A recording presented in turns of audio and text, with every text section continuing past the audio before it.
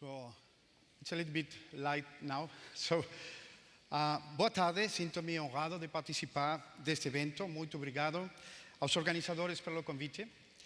Mas vou continuar minha apresentação em inglês para maior clareza. And I do believe that you are going to be grateful about that. So, I want to, before starting, I would like to mention something about the previous debate that was fantastic. I get captured over there. So many things that were taken in the IoT discussion. Of course, we are going to continue talking about that. We are talking about big volume of data. We are talking about how to manage all of that computing power. But I was very impressed about the time we dedicate to ethics in technology. So it's very nice to see that in a forum like this one, so important and business-based, we are taking this so seriously.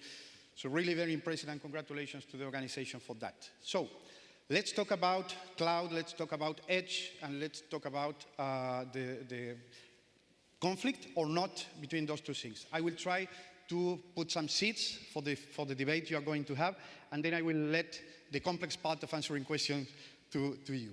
So, first one, let's do some history on how long are we having the cloud with us, how long are we talking about that.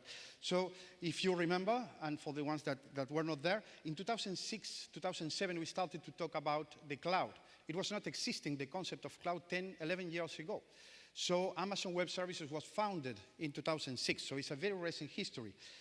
Today, 10 years after, we are talking about enriching the cloud with edge power of computing. So in 10 years, we moved from having nothing to enriching a model that completely changed it because of things we have heard already. So part of the evolution also was driving us to a scenario today where we have a very complex hybrid scenario. We have big data centers, sometimes on premises, sometimes on the cloud.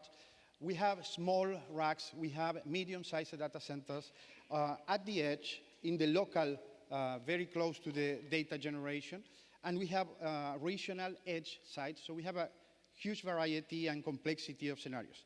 This has been the progression in the last years.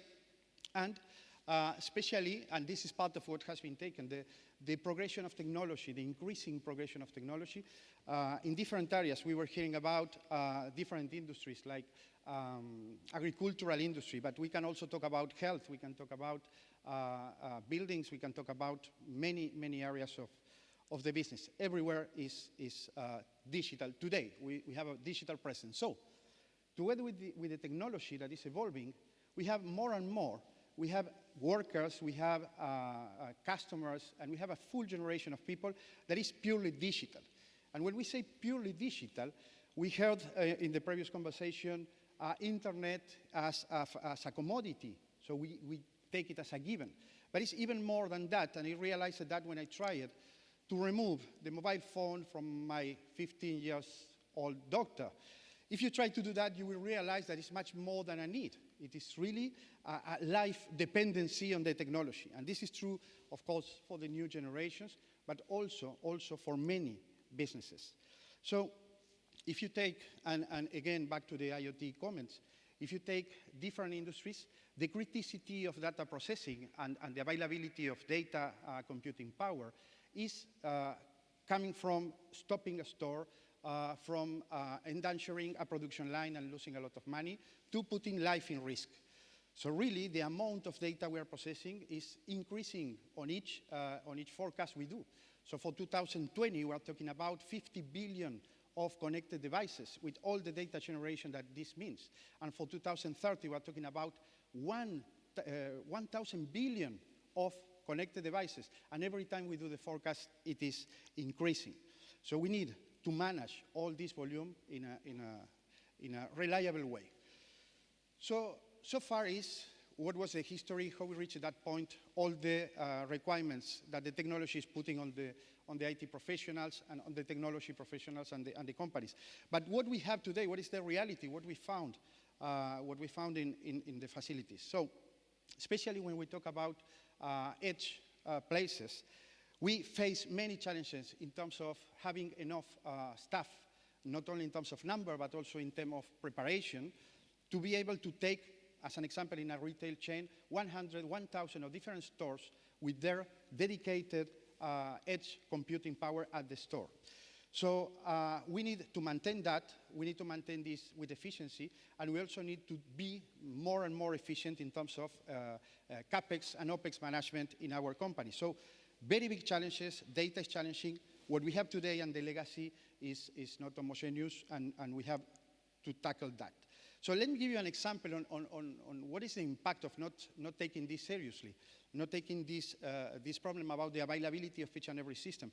So most of you should have a similar picture in August, in holidays, something like that. However, this one is not a funny one. This one is about the recent incident that happened earlier this year on British Airways. I assume you all heard about it. So the very interesting thing about this topic, in particular, after investigation, it was detected that it was a human mistake, and it was an electrical outage produced by the wrong steps in an intervention in a data center that changed a set of consequences.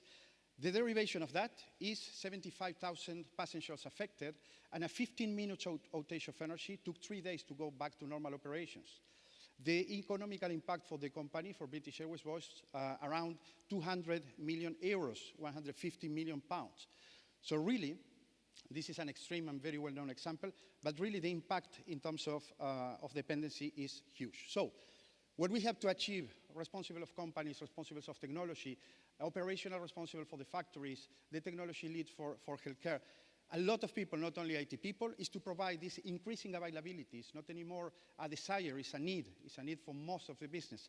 At each node, that means in the big data centers, but also in the edge site that we need to create.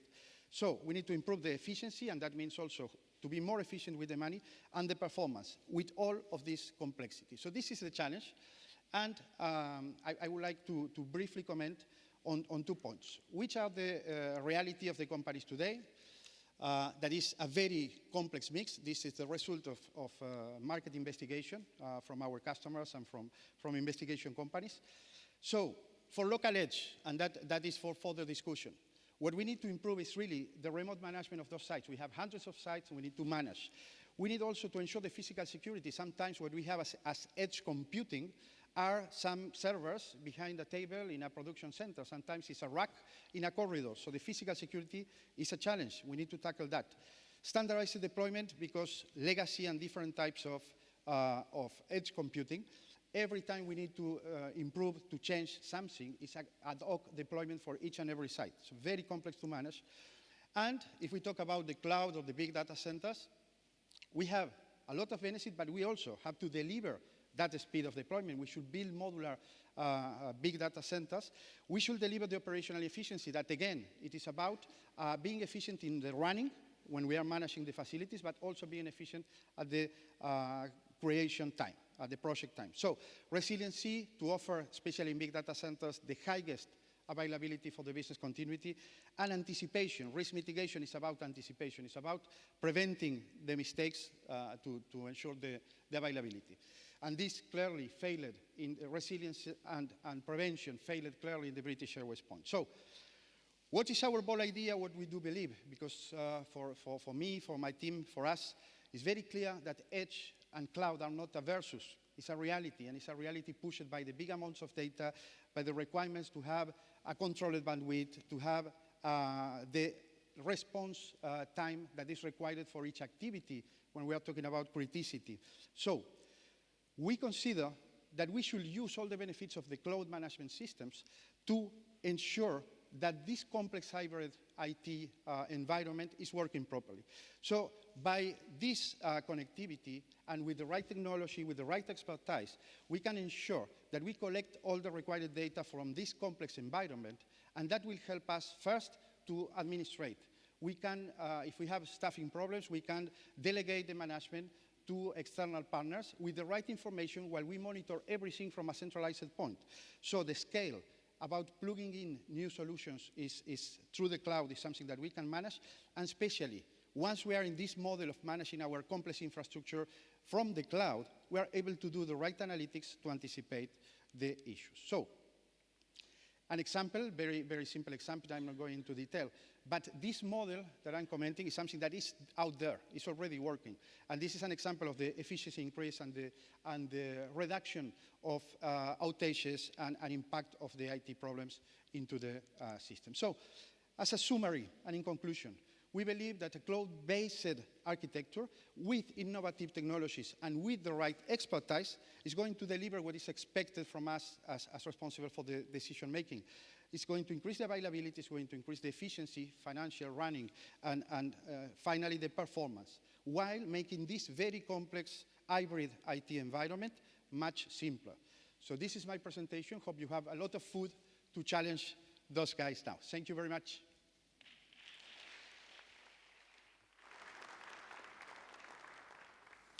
A vossa atenção agora para o moderador do painel, Bruno Contreiras Mateus. Boa tarde a todos. Eu sou Head of Digital do Dinheiro Vivo, a marca de informação económica do Diário de Notícias e do Jornal de Notícias. Sou simultaneamente também editor executivo da revista de tecnologia do Diário de Notícias, a DN Insider. É um produto novo que temos com o novo Diário de Notícias. Quero agradecer em primeiro lugar o convite à PDC para moderar este painel falar de cloud hoje para as empresas, para as organizações, já é algo que está muito enraizado, creio eu. E não só para as empresas, para as organizações, até mesmo as pessoas na sua vida no dia-a-dia. Quem tem um dispositivo como um iPhone ou um iPad já ouviu falar naturalmente de cloud, mas finalmente as empresas, as organizações estão a utilizá-las como solução no seu caminho de transformação digital. E falamos aqui essencialmente de transformação digital. Mais recentemente, começamos a ouvir falar do Edge para responder então às necessidades de processar de forma mais rápida a informação e neste caso já ao nível de um servidor local e não de um central. Eu acho que para compreendermos estes dois conceitos e que relação têm eles, vou, em primeiro lugar, apresentar o painel. À minha direita, Manuel Domingues, Head of IT Infrastructure do Novo Banco. Nuno Santos, Managing Director da GFI. E Carlos Leite, Managing Director da HPE. Eu começaria por si, Manuel, porque estando ligado ao Novo Banco, para que se possa ter também uma percepção de uma empresa, uma organização que está muito ligada como um banco ao nosso dia-a-dia, à nossa vida diária, como é que estes dois conceitos entram no dia-a-dia da vossa organização e como é que isso depois na prática também se reflete para aquilo que é o que o cliente recebe em troca pelos serviços que vocês prestam? Muito boa tarde. Antes de mais, obrigado. E aos resistentes que ainda estão disponíveis para nos ouvir. Só uma primeira nota que é o seguinte, relativamente à cloud, como noutras situações de tecnologia, os utilizadores não são de lá das empresas, começaram por ser os clientes a ter a utilização de cloud e são as empresas que estão a reagir, não tanto porque os clientes já lá estão, mas porque a própria tecnologia também permite e obriga a uma transformação. Talvez dando um bocadinho o contexto, e até porque o Novo Banco, apesar de ser novo, temos uma herança do BES, que não vou falar sobre os problemas que estão associados, mas falar um bocadinho dos desafios para a equipa que teve que aguentar a passagem de uma instituição para a outra e perceber em que medida é que a tecnologia, os processos e as pessoas podem ou não podem contribuir para que cheguemos ao ponto onde estamos agora e discutamos a componente de tecnologia, em particular cloud. Nos últimos anos, a questão de transformação, que eu gosto mais da transformação do que apenas do digital, acho que o digital é apenas mais uma buzzword, a transformação é que é a nossa constante, estava a dizer que fomos obrigados, fruto até de uma necessidade de otimização e eficiência interna, seja antes de agosto de 2014, seja depois, a garantir que nós temos de nos transformar no dia-a-dia, a tornarmos mais eficientes, a sermos capazes de fazermos mais, com cada vez menos recursos e, simultaneamente, não cortar a capacidade de crescimento e a capacidade de inovação. Em particular, na componente de infraestrutura, a nossa principal preocupação, além de reduzir custos, foi garantir que, em cada momento das intervenções que íamos fazendo, tínhamos que garantir que num ano ou em máximo 2, o investimento que o fazíamos tinha um retorno líquido positivo para a organização. Isso significa uma maior disciplina naquilo que se faz, mas, como o belo ditado diz bem, a necessidade aguçou o engenho. E eu acho que essa é a forma também de nós reagirmos a esta transformação constante. Porquê? Porque cada vez estamos confortáveis, não precisamos mudar. E a única certeza é que nós temos que mudar todos os dias. E, portanto, esta questão da utilização de tecnologia, a forma como nós a vemos no dia-a-dia, mais do que uma questão de reação e uma questão de defesa, nós devemos usar isso em nosso benefício. Porque, no final do dia, não é a tecnologia que vai importar. A tecnologia sem pessoas e sem processos não nos vai servir para nada. Eu costumo dizer, nós não somos uma faculdade para testar tecnologia nesta componente. A faculdade fará outras coisas e temos a oportunidade depois no painel falar melhor sobre isso, mas é fundamental que a tecnologia tenha valor e que sejamos capazes de utilizar em benefício da organização e em benefício dos clientes que servem.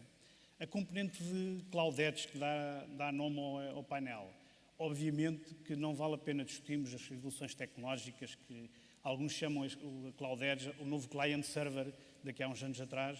Eu acho que claramente há aqui uma mudança significativa, é que cada um de nós é edge de uma cloud. Quaisquer que sejam essas clouds, porque cada um de nós traz no seu bolso, para não dizer no pulso, não é o meu caso, eu uso um normal, não digital, mas traz no seu bolso ou na mão um dispositivo que esse sim é um dispositivo edge de uma cloud onde nós todos participamos. E é aí que a mudança também ocorre, porque cada um de nós é fator de mudança e obriga as organizações a caminhar nesse sentido. Manuel, como é que, num contexto conturbado para muitas empresas e de alguma incerteza, como é que o investimento em infraestruturas modernas como se pode transformar então numa oportunidade? Porque creio que era isso que estava a dizer, que esta transformação digital a que o novo banco foi obrigado a fazer é uma oportunidade. É na medida em que nós muitas vezes confundimos digitalizar o que temos ou começar a pensar digital. Obviamente, a otimização de infraestruturas permite que se comece a pensar de forma digital. No passado, grande parte da otimização que fizemos, nós e outras instituições, não foi pensar digital, foi digitalizar processos que tínhamos, foi otimizar componentes de infraestrutura, mas atingimos agora um patamar, podemos dar o próximo salto. E podemos dar o próximo salto também porque há uma nova capacidade de investimento que se abre, que há uma fase, em particular na organização que represento, foi necessário sobreviver, foi necessário garantir que não era só uma questão de investirmos para a frente, era preciso viver no momento, mas esta transformação de infraestrutura que temos vindo a fazer permite agora que possamos caminhar no sentido seguinte, que é, não é digitalizar o que temos, é começar a pensar digital. O que é que isso significa? Olhar para aquilo que os clientes precisam no dia-a-dia e transformarmos os processos em função disso, e não ao contrário, não pegar nos processos que existem e digitalizá-los a seguir. Obviamente há uma série de transformações do ponto de vista aplicacional, da forma como interagimos, e há um fundamental, que é a questão da mudança das nossas pessoas. Não vale a pena pôr tecnologia na mão de uma pessoa se ela não for capaz de tirar partido dela. Os números que falámos no início da manhã sobre 1 milhão de empregos que se perdem e os outros que se criam, as pessoas não são as mesmas. A transformação começa nas próprias pessoas. A necessidade de formarmos as pessoas, de as adaptarmos e de criarmos valências para que as pessoas possam tirar partido da tecnologia, isso é que é fundamental. Já lá vamos às pessoas. Pensar digital, eu vou pegar nessa sua expressão, Nuno Santos. Para as pequenas e médias empresas, pensar digital é um desafio. O que é que está a acontecer? Qual é a sua visão do panorama nacional? Para onde é que nós, neste momento, para onde é que estas organizações caminham e o que é que elas estão a adotar? Muito bem. Muito boa tarde e muito obrigado à organização, à PDC, pela oportunidade.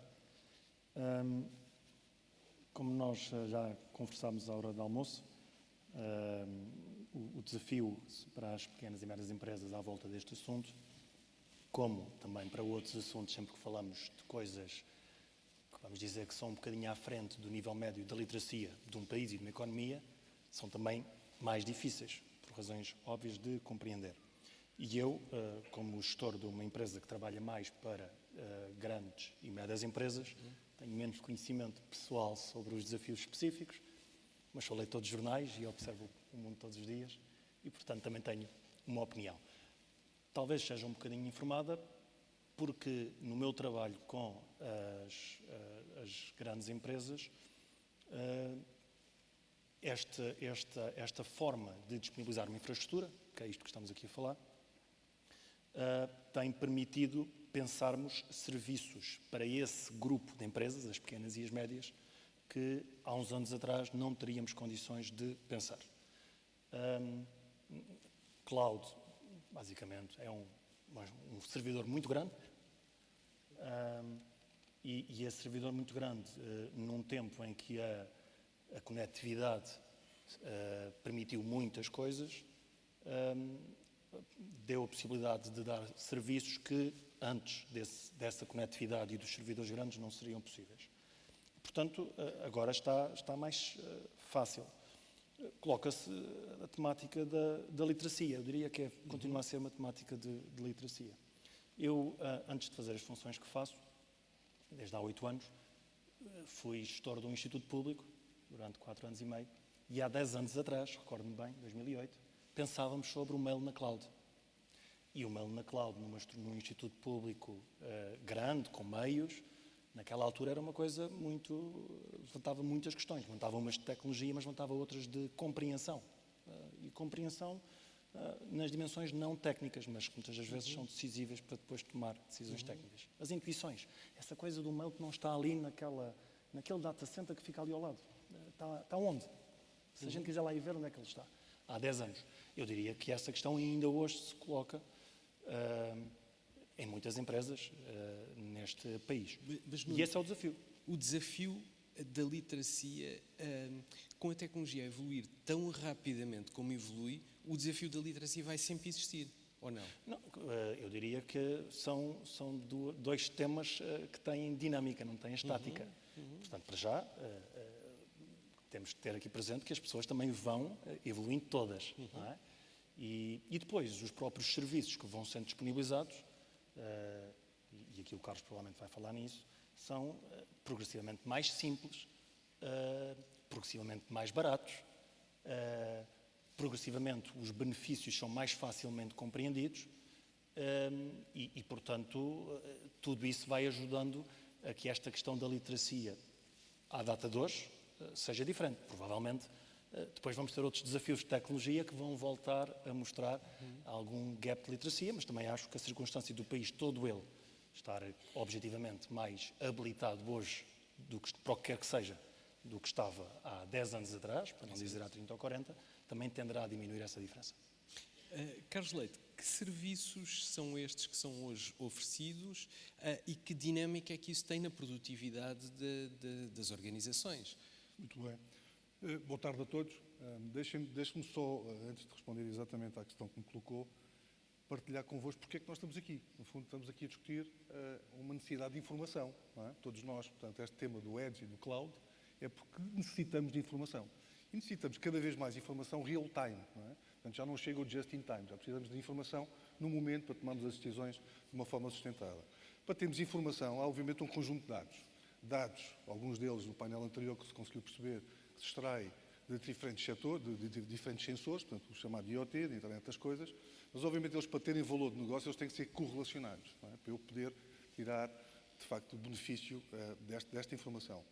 Eu, para poder correlacionar estes dados, eu tenho que ter, e com a componente real-time, a necessidade rápida de avaliar e tomar decisões, eu tenho que, de facto, ter esta dualidade de forma de transformar e de correlacionar os dados. Eu tenho que ter, de facto, um ambiente cloud para grandes volumes de dados, e, portanto, em cloud não se entenda só cloud público, eu posso montar infraestruturas de cloud no meu data center, e, portanto, um ambiente cloud, rápida provisão, pay-per-use, uma provisão automática, automatização, e, portanto, eu posso ter estes mecanismos, posso e devo ter estes mecanismos de cloud para gerir grandes volumes de dados, mas eu vou ter a necessidade também de gerir um grande volume de dados, cada vez maior, como vocês imaginam, até da nossa vida pessoal, no Edge, portanto, onde eles são gerados. Não é?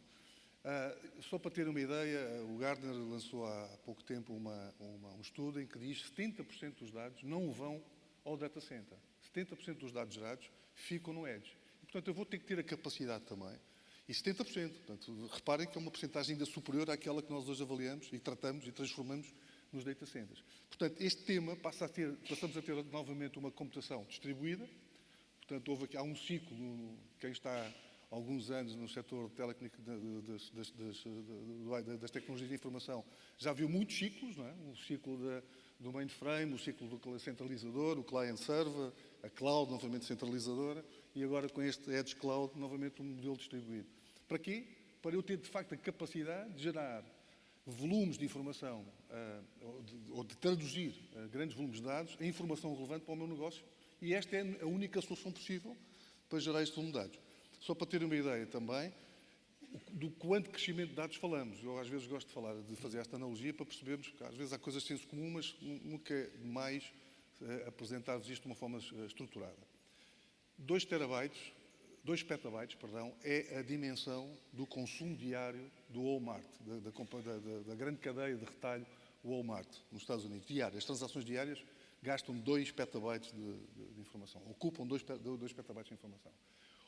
1,1 mil milhões de utilizadores de Facebook, isto dados ainda de 2016, consomem 4 petabytes diários. Para vocês perceberem já a rede social, o que veio trazer de acrescente ao volume de dados. 10 milhões de carros autónomos, são as unidades perspectivadas, forecastadas para 2020, portanto alguns analistas apontam 10 milhões de carros autónomos vão estar disponíveis em 2020, vão gerar 40 mil petabytes diários. Portanto, vejam, de 4 petabytes para 40 mil petabytes. E, portanto, é este crescimento de dados que estamos a falar. E é este tipo de soluções que nós temos que encontrar, de facto, para endereçar este desafio, que é termos cada vez melhor informação em real time. Como é que na prática estas soluções podem ajudar, no fundo, esses carros autónomos? Falemos de casos concretos. Como é que na prática pode ajudar? Como é que isso depois se reflete na tomada de decisão em real time, não é? Bom, os carros autónomos, eu julgo que é mais uma vez de senso comum e fácil de percepção, que se eu tiver aqueles sensores todos a extrair informação ou dados relativamente à condução e à forma de condução dos carros e ter que enviar para uma rede de comunicações, para uma cloud, para ser gerido, para ser correlacionado e para receber depois o output, entretanto já bateu, alguma coisa aconteceu. Portanto, ele tem que ter inteligência própria no local. E daí a relevância do Edge. Okay?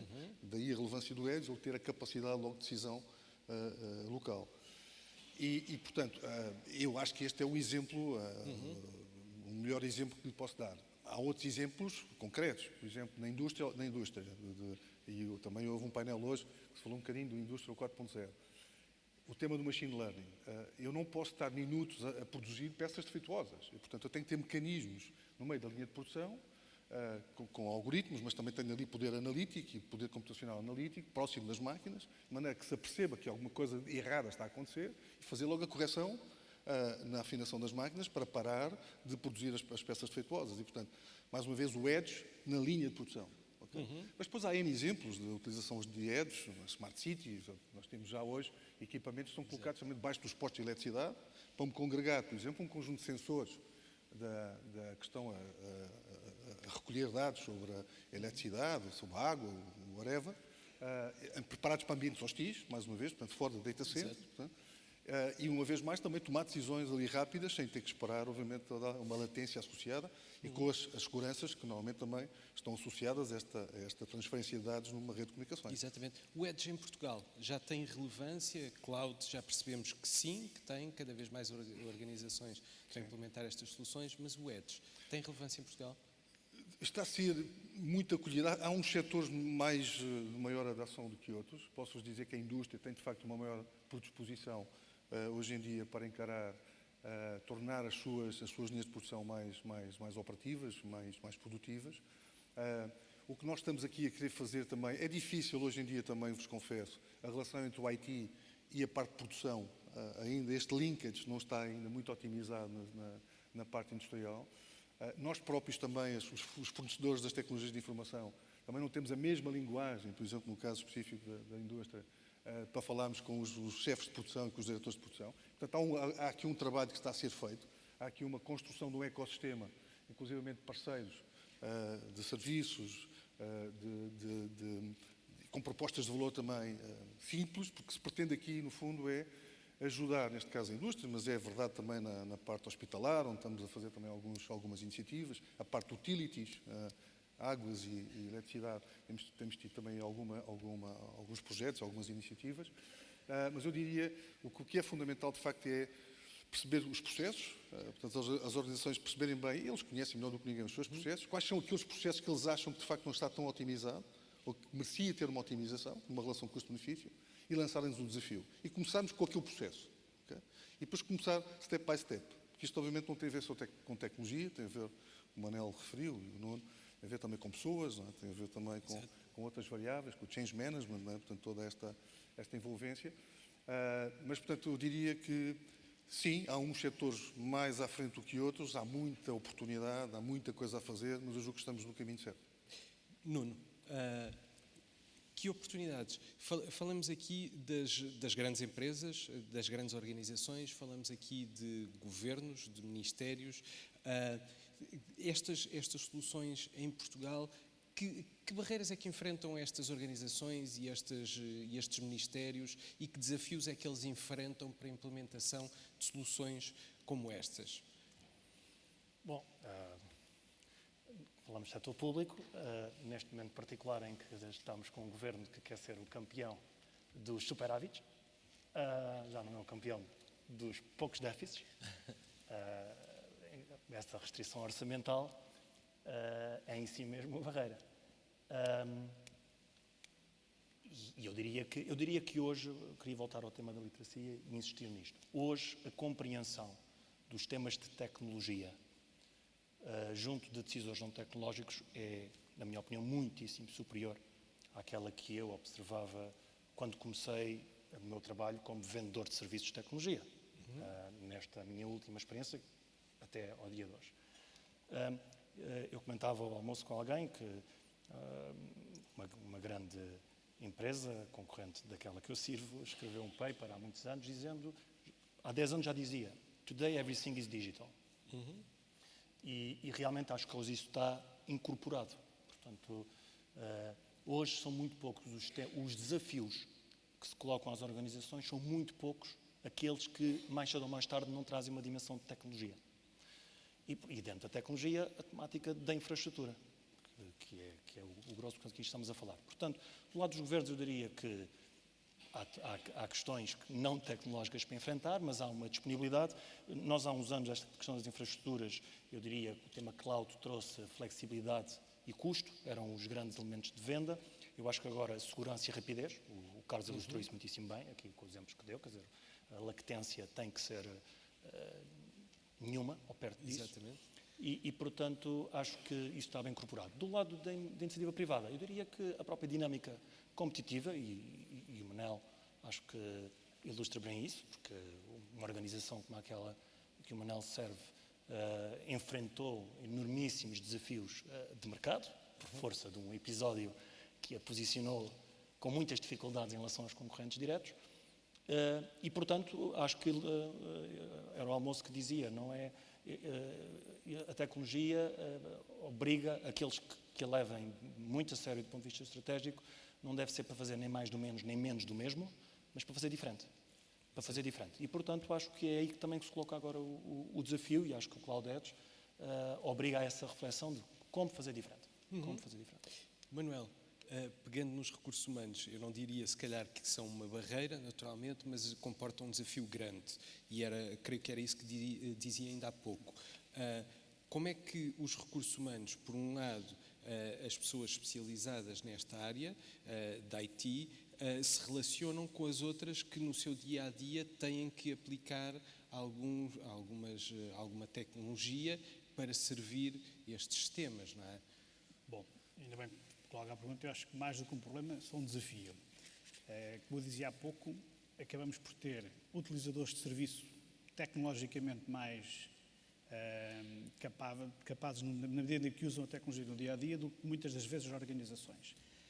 E há pouco, quando falava das otimizações, quer dizer, quando nós olhamos para as transformações tecnológicas, para uma utilização cada vez mais vasta de novas soluções tecnológicas, algumas delas ainda não totalmente maduras, open source. Nós, em 2016, montámos uma infraestrutura para os ambientes de desenvolvimento Intel, essencialmente baseada em OpenStack. Não há nenhum fabricante que olhe para o OpenStack como o seu produto base para vender. Não, vendem subscrições, vendem serviços, mas do lado do cliente é preciso ter pessoas, é preciso ter capacidade de investir e tirar daí uma rentabilidade que permita continuar a investir. Ora, para isso é preciso pessoas, know-how. E os bancos, ultimamente, não são um sítio muito fancy para atrair know-how tecnológico, principalmente com tantas ofertas tecnológicas que há à nossa volta. Para além de todos os problemas da banca, quem sai agora da faculdade, o sonho não é ir para um banco. São cinzentos, é isso? As pessoas, os jovens... Bem, agora as gravatas já vêm do bolso, já não estamos Já com não se usa gravatas, gravata, já é uma característica mais interessante. Mas quem sai da faculdade, principalmente nas áreas mais ligadas com tecnologia de informação, o sonho deles é ir para uma empresa tecnológica e provavelmente fora de Portugal. Portanto, então, num banco em Portugal, mais difícil é. Então, como é que nós resolvemos isso? Não vamos conseguir chegar às faculdades e obrigá-los a vir trabalhar connosco. Pelo contrário, esta questão do modelo de recrutamento, que no passado quase que era preciso ficar à espera que eles vinham ter connosco, acabou. Portanto, nós agora temos que ir ter com eles, temos que ter uma oferta completamente diferente e depois também temos que ter uma perspectiva da mesma forma que aceitamos que tecnologicamente não controlamos tudo, que temos parceiros tecnológicos em determinadas áreas. Também vamos ter que ter parceiros a trabalhar connosco com capacidade de uma forma proativa, trabalharmos em conjunto. Não é o tradicional body shopping muito característico anteriormente. Não, é claramente olharmos para isto como algo que não se faz sozinho. Os bancos não fazem sozinhos, as fintechs ao contrário, mas isso é uma opinião estritamente pessoal, ao contrário do que muita gente diz, não são eles que vão dar cabo dos bancos, pelo contrário, eles vivem em cima dos bancos, mas são um desafiador. E as pessoas aqui funcionam também com um desafio. Ou somos capazes de atrair os melhores talentos e tirar partido deles, ou se não somos capazes sozinhos, temos que incorporar no seio da organização parceiros com que consigamos fazer. Sim. E a tecnologia, e em particular a cloud, é um bom exemplo disso. Nós não somos capazes de fazer sozinhos tudo. Temos que tirar partido, temos é que ser capazes de arriscar. Ora, alguém do meu lado vir de uma área financeira e dizer que temos que arriscar é um bocadinho contrassenso, mas há aqui um contrapeso e medida que é preciso em cada momento avaliar e o risco. Obviamente, um aspecto fundamental, que é a segurança, cada vez mais. O tema da segurança, as instituições financeiras, diria que são das mais tradicionalmente preocupadas com isso. A digitalização só vem aumentar ainda mais essa preocupação e há um fator de confiança e de partilha de conhecimento com a organização, não só internamente, mas também com os nossos clientes, que é fundamental ter. E aí, mais uma vez, o tema das pessoas, o tema do desafio que é ter pessoas com conhecimentos na área de segurança. Tem havido uma aposta em algumas universidades em Portugal em cada vez mais formar pessoas em áreas de segurança, cada vez há mais parcerias.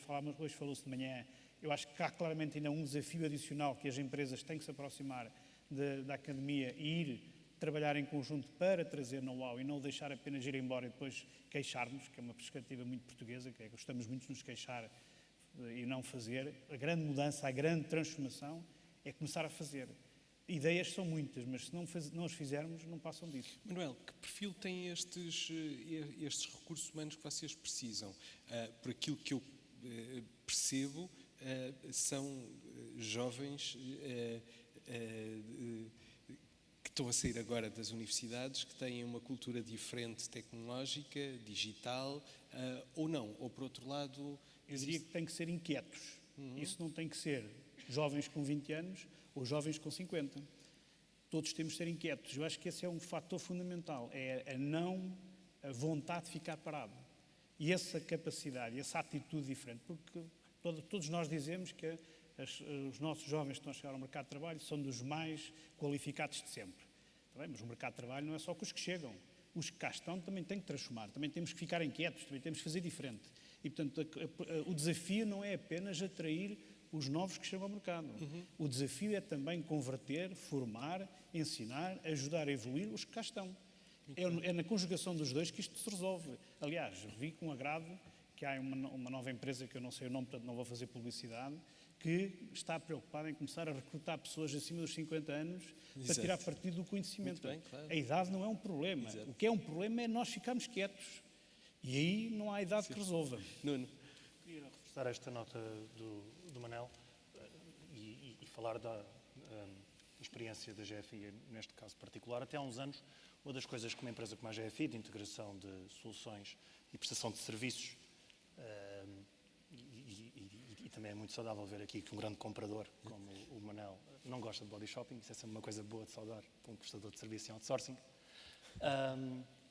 Mas nós até há uns anos fazíamos com regularidade academias. Portanto, pegar um conjunto normalmente de jovens para lhes dar rapidamente um conjunto de competências para eles entrarem rapidamente nas empresas, e essa era a nossa expertise e a gestão de risco. O que estamos agora a ver é que estamos a fazer academias, mas academias de todas as idades. E conseguem fixá-los? Sim, quer dizer, hoje mais difícil, mas eu diria que é mais difícil por razões, as de hoje, boas, com a herança de algumas menos boas. Portanto, houve muita gente que saiu do país até há alguns anos, e fazê-los regressar, esses não é fácil. E depois, aqueles que hoje temos, dada a boa dinâmica que se sente na economia, também é mais difícil retê-los. Mas eu gosto muito, foi o Paulo Simões, que vai moderar, acho que um painel aqui no Congresso da APDC, que é partner da Egon Zehnder, e ele publicou um blog há uns anos, que infelizmente acho que ele deixou de alimentar, Portugal, um hub de talento, um entreposto, algo assim.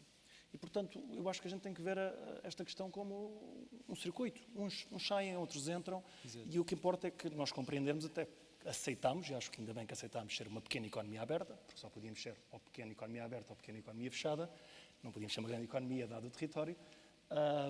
E, portanto, enquanto pequena economia aberta, os movimentos são de entradas e saídas.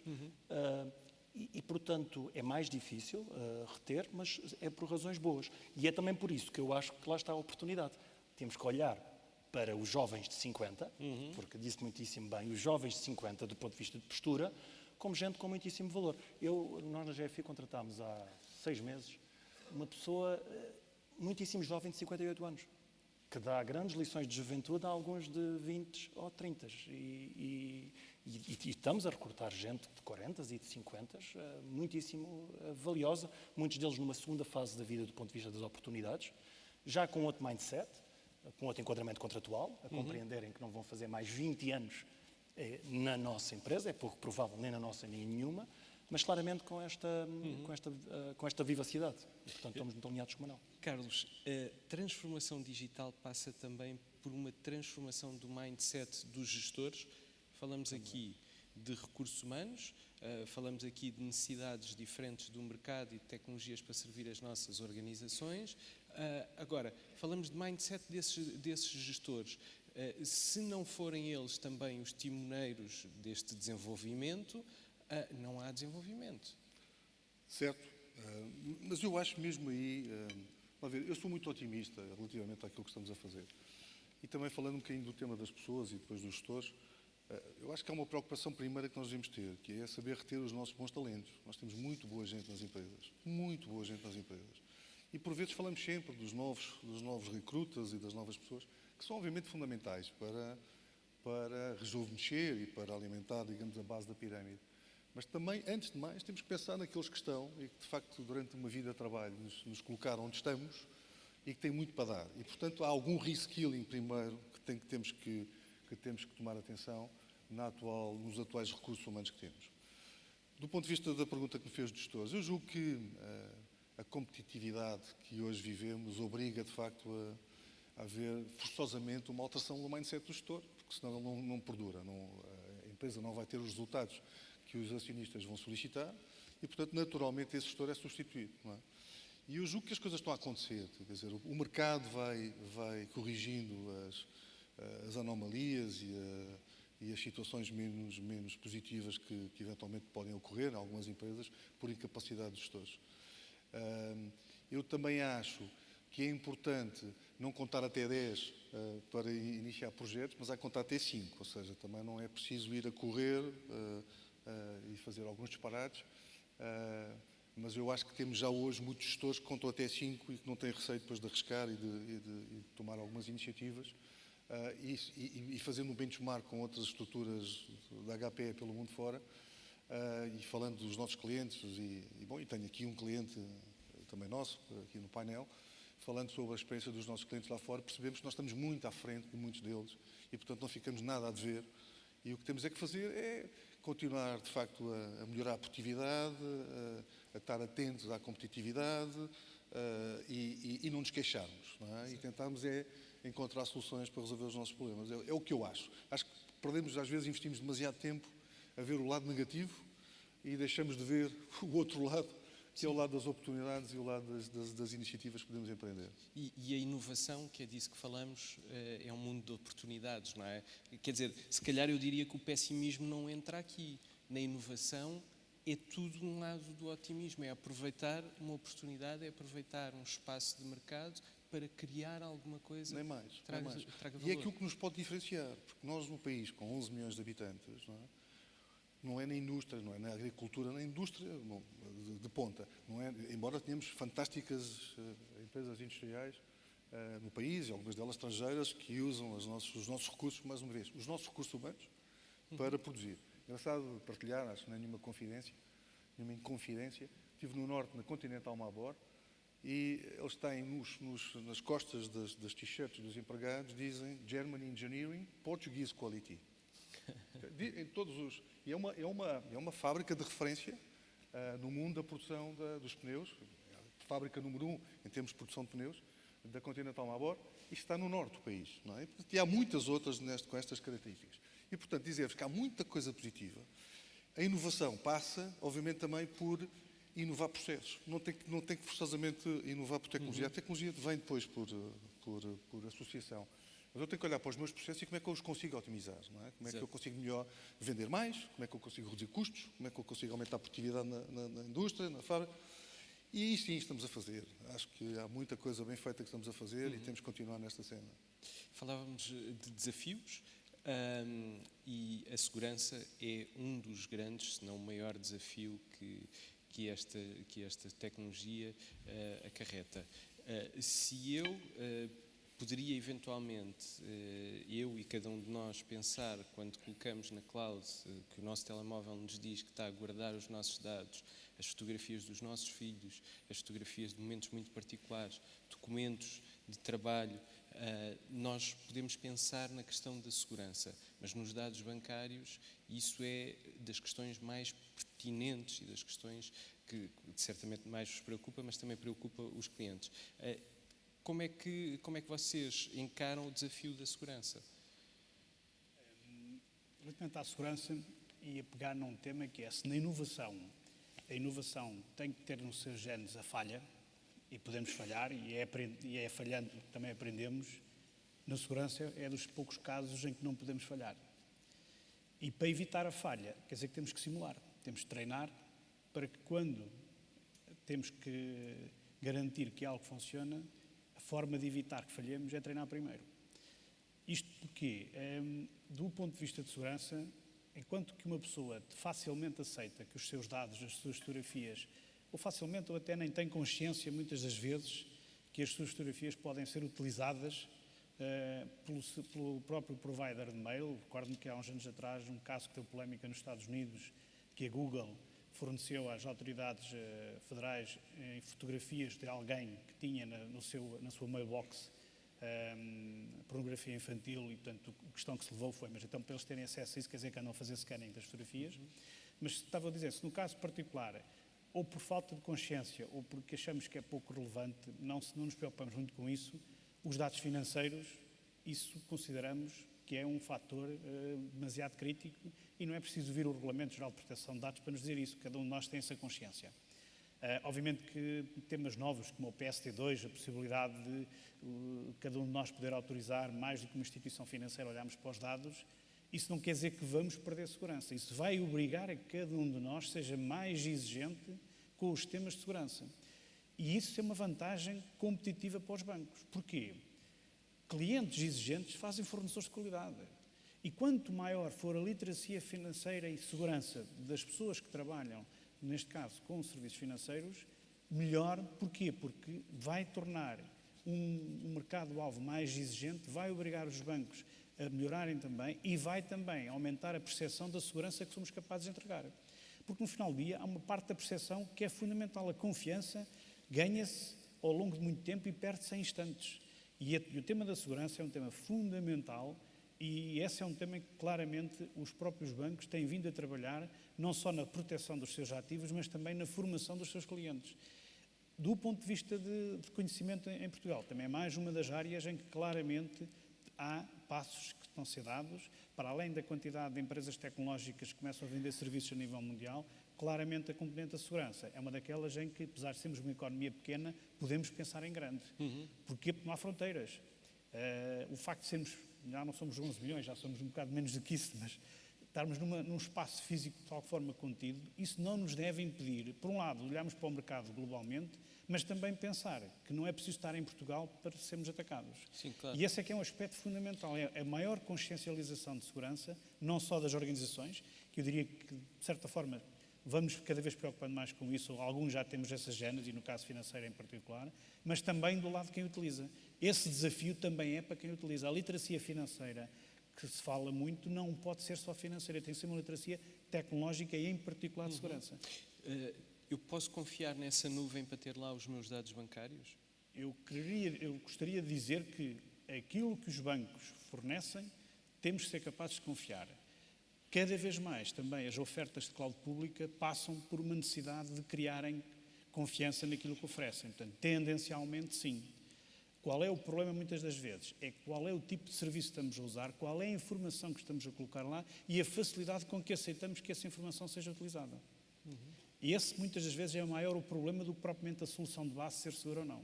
Ok, também depende do cliente, então. Como é óbvio. E do lado das organizações financeiras, obviamente temos uma preocupação muito maior a olhar para isso. Quer dizer, era muito mais fácil dizer que a cloud pública era mais barata, que nem sempre é o caso, mas que era financeiramente mais atrativa e punhamos lá tudo.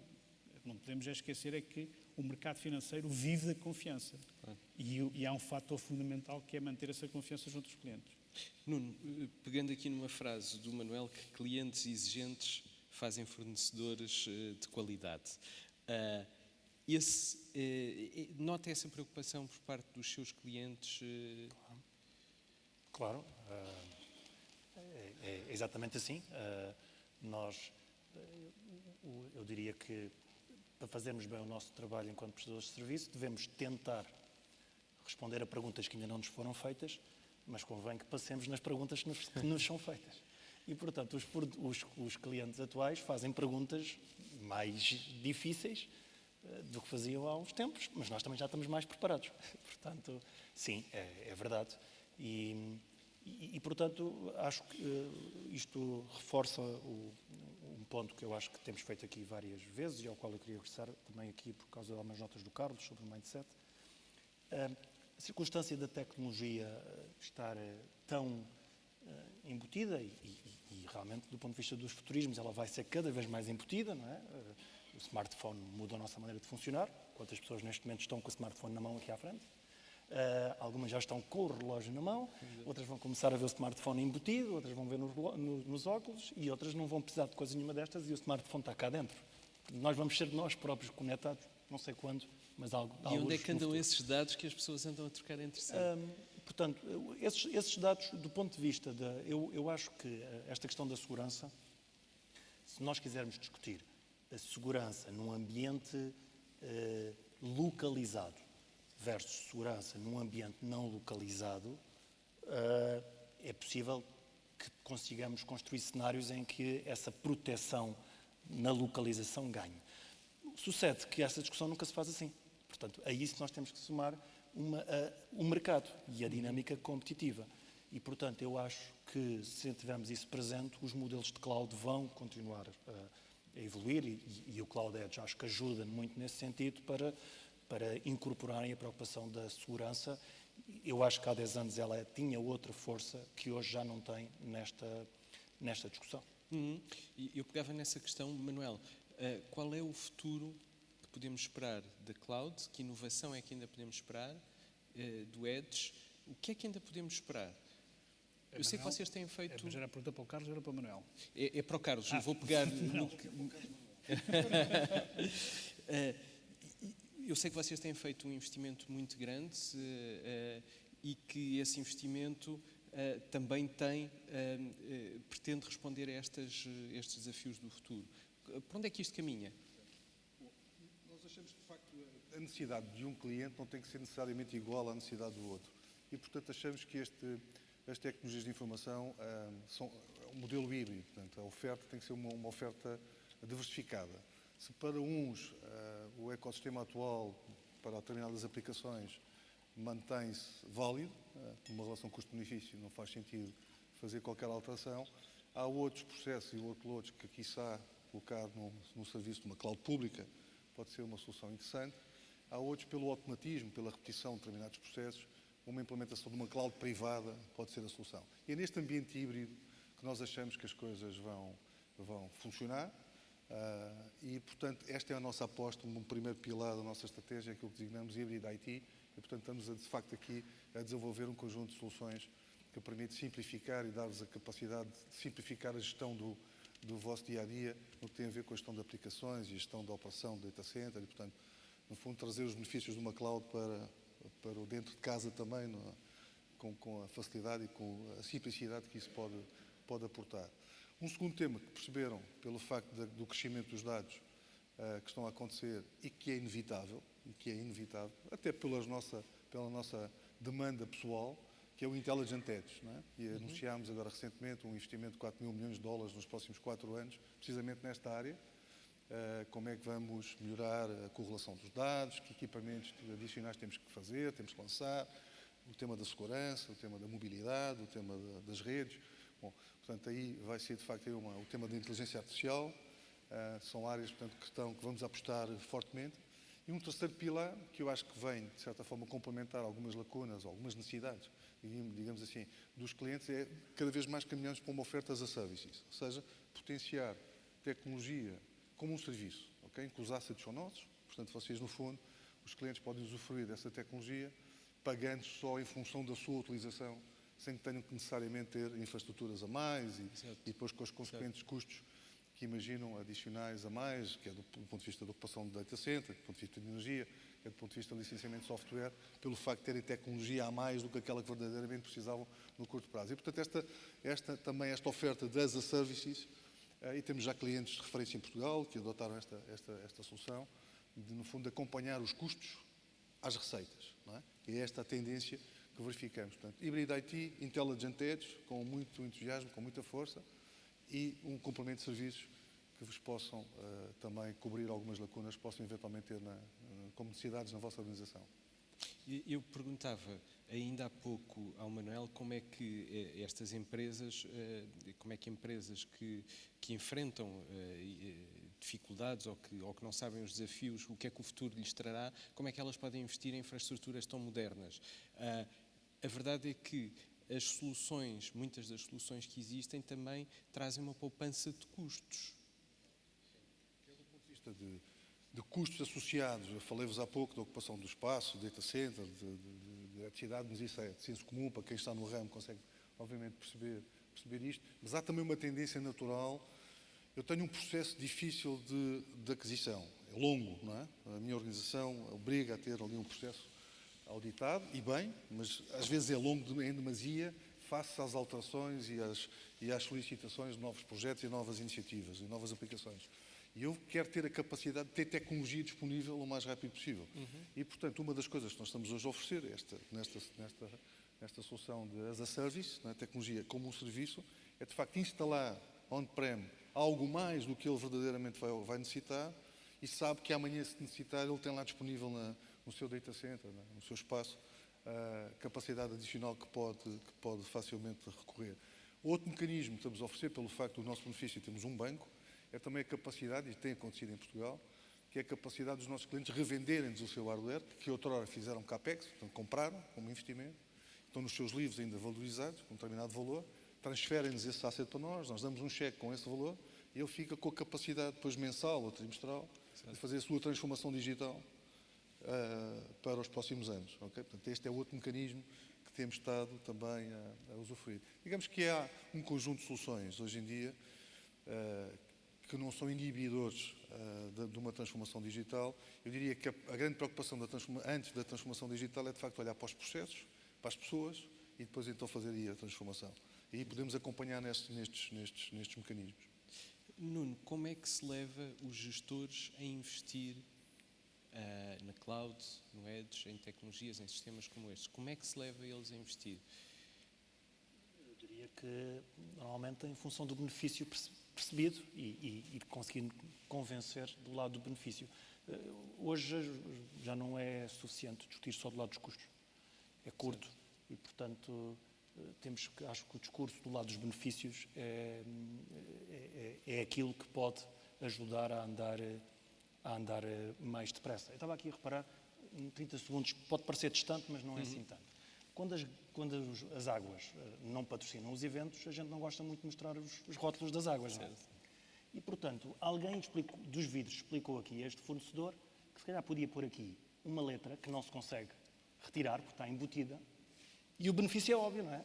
Porque aqui o CCB ou alguém da organização já não tirou o rótulo. E, portanto, consegue-se passar a marca na mesma. É do lado do benefício. Não é?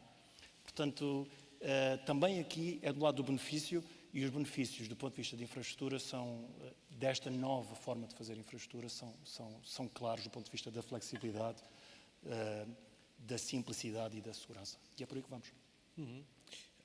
Manuel, para terminarmos, como é que se pode inovar nesta questão?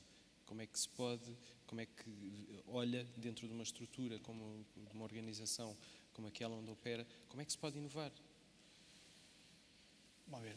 Inovação é uma coisa que tem sentido quando uma ideia é aplicada. Portanto, inovar significa, do meu ponto de vista, garantir que fazemos qualquer coisa. E o fazer, muitas das vezes, é a diferença entre pensar e depois garantir que a coisa acontece. No caso particular, estamos a falar da questão da infraestrutura, a grande diferença é não cortar um braço, mas emagrecer o corpo e tornarmos mais ágeis. É mais rápido cortar um braço. É mais rápido cortar um braço, mas vai-nos fazer falta mais à frente. E, portanto, a inovação também tem muito a ver com isso, que é como é que nós somos capazes de fazer diferente.